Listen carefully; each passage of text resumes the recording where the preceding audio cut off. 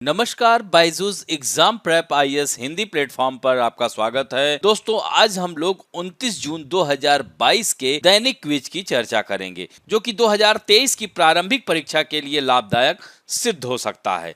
तो आइए पहले एक महत्वपूर्ण सूचना है, नॉलेज सीरीज शेड्यूल। जैसा कि आप लोगों को पता है दोस्तों, प्रतिदिन सुबह 11 बजे और दोपहर 2 बजे रोज नियमित लाइव कक्षाएं चलाई जा रही हैं, जिसमें आपके स्टैटिक पार्ट यानी इतिहास, भूगोल, विज्ञान की सभी कक्षाएं आयोजित की जा रही हैं। तो इस तरह से यह तीसरा पार्ट है इसका, और आप देख सकते हैं कि 27 जून से लेकर के यह 3 जुलाई तक। तो इस तरह से यह शेड्यूल आप लोग जरूर देखें, और एक जगह आपको YouTube पे ये सारे वीडियो मिल जाएंगे। तो इसे आप लोग नियमित सुबह 11 बजे और 2 बजे दोनों टाइम में अलग अलग टॉपिक हुआ करेंगे, इस बात का भी ध्यान रखेंगे। और दूसरी महत्वपूर्ण सूचना है कि साप्ताहिक आर्थिकी सत्र अब शुरू हो गया है। दोस्तों, जैसा कि आपको पता है कि प्रत्येक बुधवार को शाम 8 बजे लाइव क्लास होती है, इसमें ज़्यादा से ज़्यादा लोग पार्टिसिपेट करें।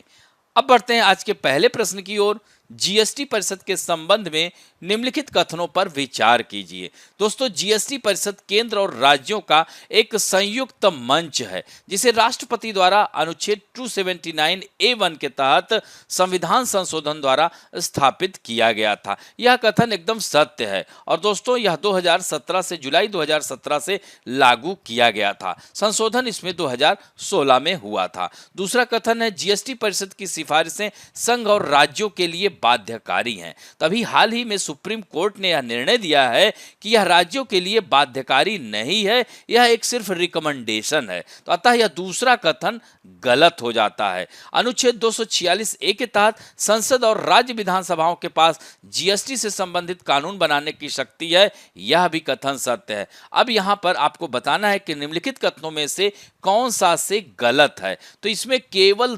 दो इसमें गलत है, अतः उत्तर क्या हो गया? बी हो गया। इससे संबंधित आप देख सकते हैं द हिंदू, इंडियन एक्सप्रेस सभी में खबर आई हुई है। तो दोस्तों यहां पर आप देख सकते हैं, rate adjustment loom as GST council meet first time in 2022 कि केंद्रीय वित्त मंत्री निर्मला सीतारमण की अध्यक्षता और राज्य के वित्त मंत्रियों वाली जीएसटी परिषद की 47वीं बैठक में कई महत्वपूर्ण निर्णय लिए गए हैं। जीएसटी परिषद ने कुछ वस्तुओं एवं सेवाओं पर टैक्स की दरों में बदलाव को मंजूरी दे दी है। साथ ही राज्यों को सोना और मूल्यवान पत्थरों की राज्य के भीतर आवाजाही के लिए ई वे बिल जारी करने की अनुमति भी दे दी गई है। तो दोस्तों इस खबर को जरूर देखिएगा। अब बढ़ते हैं दूसरे महत्वपूर्ण प्रश्न की ओर। हाल ही में समाचार में देखा गया हर्मिट। तो दोस्तों ये हर्मिट है क्या? साइबर जासूसी समूह है, मेलवेयर है, या स्पाईवेयर है, या प्राइवेट सर्च इंजन है? तो दोस्तों यह उत्तर होगा स्पाईवेयर। दोस्तों इससे संबंधित खबर इंडियन एक्सप्रेस में आई हुई है। What is hermit? तो दोस्तों हर्मिट क्या है? एक स्पाईवेयर है। तो दोस्तों हर्मिट समाचार में नवीनतम परिष्कृत स्पाईवेयर है, और यही माना जा रहा है कि यह इटली और कजाकिस्तान में आईफोन और एंड्रॉयड उपकरणों को लक्षित कर रहा है। हर्मिट की तैनाती स्पाईवेयर की आरसीएम लैब नामक एक इतालवी विक्रेता द्वारा विकसित किया गया है। पहली बार साइबर सुरक्षा शोधकर्ताओं द्वारा लुकआउट सैन फ्रांसिस्को आधारित साइबर सुरक्षा फर्म में रिपोर्ट किया गया था। फिर गूगल के थ्रेट एनालिसिस ग्रुप, जिसे टीएजी कहते हैं, ने पिछले हफ्ते एक विस्तृत ब्लॉग पोस्ट डाला, जिसमें बताया गया कि वे कैसे मानते थे कि हर्मिट का इस्तेमाल उपकरणों को लक्षित करने के लिए किया जाता था। तो दोस्तों इस खबर को भी जरूर देखिएगा, इंडियन एक्सप्रेस में आई हुई है। अब बढ़ते हैं तीसरे प्रश्न की ओर। निम्नलिखित में से कौन कौन सी भारत सरकार की ई गवर्नेंस पहल है? दिया गया है PADMA, प्रगति, ई क्रांति, दर्पण। तो दोस्तों इसमें उपरोक्त सभी होगा। तो इससे संबंधित पीआईबी में खबर आई हुई है, PADMA the centralize pay system for Indian coast guard launched.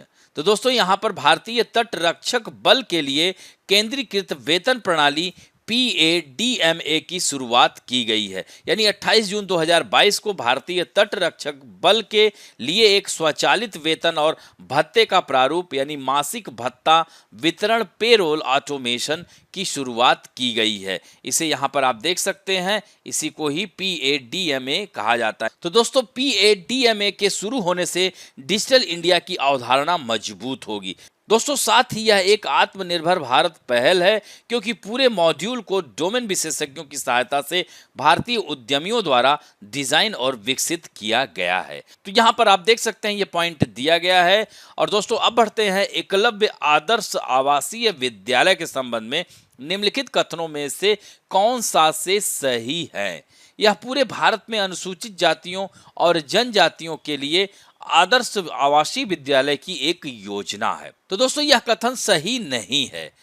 दूसरा है, यह संविधान के अनुच्छेद 275 के तहत प्रदान किए गए अनुदानों द्वारा स्थापित किए गए हैं। यह कथन एकदम सत्य है। यह योजना जनजातीय कार्य मंत्रालय द्वारा क्रियान्वित की जा रही है। यह भी कथन एकदम सत्य है। दोस्तों यह निश्चित रूप से अनुसूचित जनजातियों के लिए, यह ट्राइबल के लिए शुरू की गई योजना है। तो अतः उत्तर क्या होगा? 2 और 3 होगा। दोस्तों इससे संबंधित PIB में खबर आई हुई है। एकलव्य मॉडल आवासीय विद्यालय योजना की शुरुआत 1998 में शुरू की गई थी और इस तरह का प्रथम विद्यालय वर्ष 2000 में महाराष्ट्र में स्थापित किया गया था। और राज्य संघ क्षेत्र प्रदेशों में 480 छात्रों की क्षमता वाले EMRS की स्थापना भारतीय संविधान के अनुच्छेद 275(1) के अंतर्गत अनुदान द्वारा विशेष क्षेत्र कार्यक्रम के तहत किया गया था। तो यह पॉइंट भी ध्यान रखेंगे। दोस्तों अब बढ़ते हैं वर्ष 2016 में आए हुए प्रश्न, जो कि संघ लोक सेवा आयोग में आया हुआ प्रश्न है। भारत के सांस्कृतिक इतिहास के संदर्भ में कालक्रम वंशवादी इतिहास और महाकाव्य कथाओं का स्मरण निम्नलिखित में से किसका पेशा था? श्रमण का, कि परिव्राजक का, कि अग्रहारिका का, कि मगध का? तो दोस्तों यहाँ पर आप देख सकते हैं कि कालक्रम, वंशवादी इतिहास या महाकाव्य कथाओं को याद करना, लोगों के एक अलग समूह, सूत, और यह सब मगध का काम था। तो अतः उत्तर क्या हो गया? D हो गया। दोस्तों जो वैदिक काल के पुरोहित परिवारों के वंशज थे, यह कौन? मगध जो थे, यह मगध का कार्य था, जो कि वैदिक काल के पुरोहित परिवारों के वंशज थे। और दोस्तों यहाँ पर श्रमण दिया है, तो श्रमण का अर्थ है साधक, जो तपस्या का कार्य करता है। और अग्रहारिका का अर्थ है शायद दान में दी गई भूमि की देखभाल करना। और परिव्राजक का शाब्दिक अर्थ है वह जो चारों ओर से घूमता हो। तो यहाँ पर यह ध्यान रखेंगे, उत्तर क्या होगा? D होगा। अब बढ़ते हैं आज के फैक्ट ऑफ द डे में। हम बात करेंगे उप मुख्यमंत्री की। तो दोस्तों उप मुख्यमंत्री यह कोई संवैधानिक पद नहीं है। पहले एक अनजाना सा शब्द लगता था, लेकिन अब यह शब्द आम हो गया है। आप देख सकते हैं अभी हाल ही में उत्तर प्रदेश में सरकार का गठन किया गया वर्ष 2022 में, जिसमें एक मुख्यमंत्री और 2 उप मुख्यमंत्री नियुक्त किए गए। इसी तरह से आप देखेंगे तो आंध्र प्रदेश में सबसे अधिक उप मुख्यमंत्रियों की संख्या है, 5 उप मुख्यमंत्री हैं। तो दोस्तों संविधान में इसका कोई जिक्र नहीं है और यह सियासी दलों के द्वारा गढ़ा गया शब्द है। एक तरह से कह सकते हैं कि पार्टी में मनमुटाव को कम करने के लिए यह पद बहुत ही महत्वपूर्ण भूमिका निभाता है। दोस्तों उप मुख्यमंत्री को लेकर यह सवाल मन में जरूर आता है, क्या उसके पास दूसरे मंत्रियों से ज्यादा अधिकार होते हैं? तो पद नाम से तो ऐसा लगता है जैसे इस पद पर बैठने वाले के पास CM जितनी ही शक्तियां होंगी, लेकिन असल में ऐसा नहीं है। डिप्टी CM कैबिनेट के अन्य मंत्रियों की तरह ही होते हैं और उनके भी निश्चित विभाग होते हैं। चूंकि मुख्यमंत्री सभी मंत्रियों में प्रथम माना जाता है, इसलिए उसके पास सबसे अधिक अधिकार एवं शक्तियां होती हैं, न कि उप मुख्यमंत्री के। दोस्तों उप प्रधानमंत्री से ही इसकी उप मुख्यमंत्री की शुरुआत हुई थी। उप मुख्यमंत्री बनने की परंपरा एक तरह से देखा जाए तो उप प्रधानमंत्री से ही शुरू हुई थी। तो वल्लभ भाई पटेल चूंकि स्वतंत्र भारत के बाद यानी स्वतंत्रता के बाद पंडित जवाहरलाल नेहरू सरकार में उप प्रधानमंत्री वल्लभ भाई पटेल को नियुक्त किया गया था, लेकिन हमारे संविधान का निर्माण 1950 में हुआ था। उसके बाद अगर बात की जाए तो 1989 में हरियाणा के दिग्गज नेता देवीलाल ने VP सिंह सरकार में उप प्रधानमंत्री के तौर में शपथ ली थी। दोस्तों उनके शपथ समारोह के पीछे भी एक रोचक कहानी है कि उस समय राष्ट्रपति वेंकट रमन ने